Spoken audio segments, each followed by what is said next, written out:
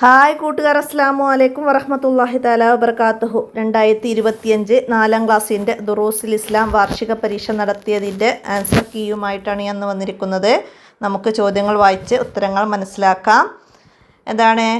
കോളത്തിൽ ശരി അടയാളപ്പെടുത്താനാണ്. മുസ്ലിമായതിൻ്റെ പേരിൽ കടുത്ത പീഡനമേറ്റ ഒരു സഹാബി ആരാണെന്നാണ്. ബിലാൽ റളിയല്ലാഹു അൻഹു. അടുത്തത്, അല്ലാഹു തആല ഖിയാമത്ത് നാളിലേക്ക് നീട്ടിവെച്ച റഹ്മത്ത് എത്രയാണ്? 99 റഹ്മത്താണ്.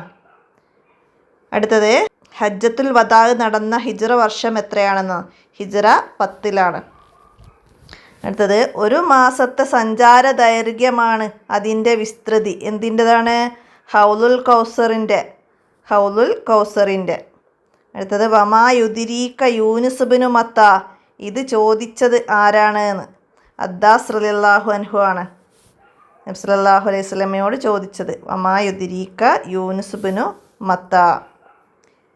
അടുത്തതാ, എല്ലാം നിയന്ത്രിക്കുന്നവൻ എന്നാണ് അർത്ഥം. എന്തിൻ്റെതാണ് എല്ലാം നിയന്ത്രിക്കുന്നവൻ എന്നതിൻ്റെ? അൽ കയ്യൂം എന്നതാണ് എല്ലാം നിയന്ത്രിക്കുന്നവൻ എന്നത്.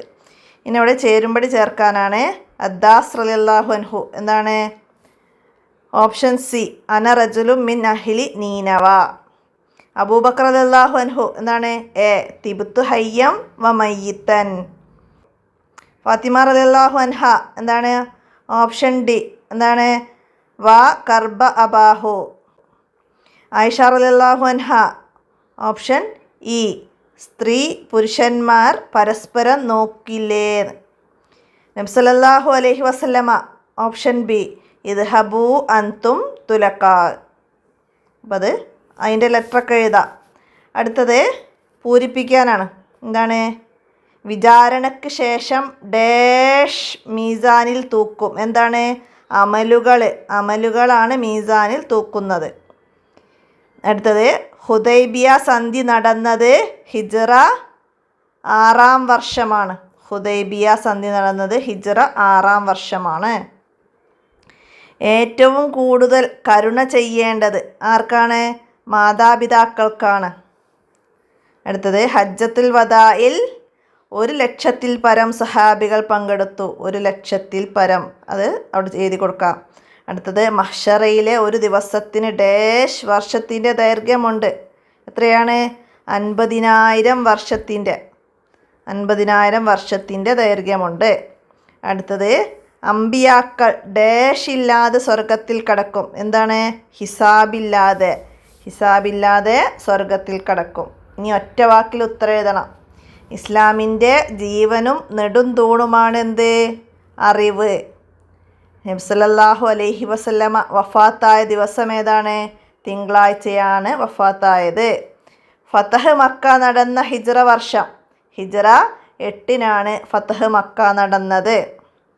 തൂങ്ങിയുറക്കം എന്നതിൻ്റെ അറബി പദം സിനത്ത് എന്നാണ്. ഏത് ഭരണാധികാരിക്കാണ് അർശിൻ്റെ തണൽ ലഭിക്കുക?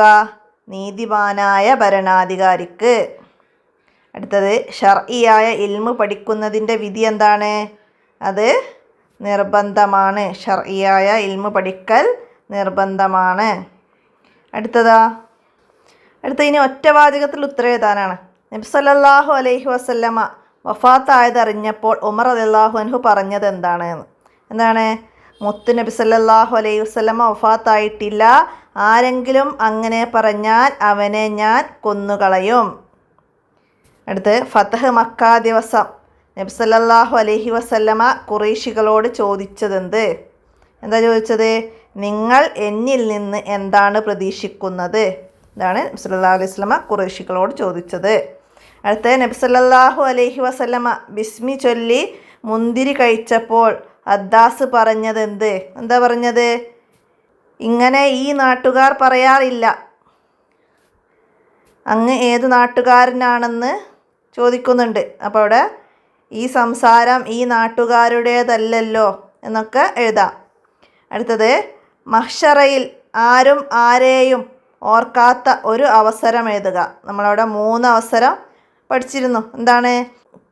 മീസാനിൽ കനം തൂങ്ങുമോ കുറയുമോ എന്നറിയുന്നത് വരെ കിതാബ് വലത് കൈയിലാണോ ഇടത് കൈയിലാണോ ലഭിക്കുന്നത് എന്നറിയുന്നത് വരെ, സിറാത്ത് വിട്ടുകടക്കുന്നത് വരെ ആരും ആരെയും ഓർക്കുകയില്ല എന്ന പയ്യുന്ന ഒന്ന് എഴുതിയാൽ മതി.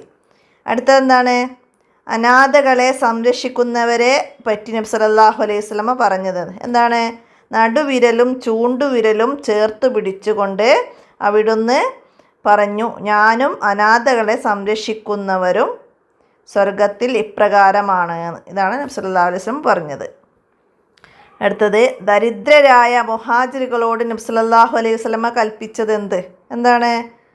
5 നേരം നിസ്കാരങ്ങൾക്ക് ശേഷം സുബ്ഹാനല്ലാഹ്, അൽഹംദുലില്ലാഹ്, അല്ലാഹു അക്ബർ എന്ന് 33 തവണ ചൊല്ലാനാണ് കൽപ്പിച്ചത്.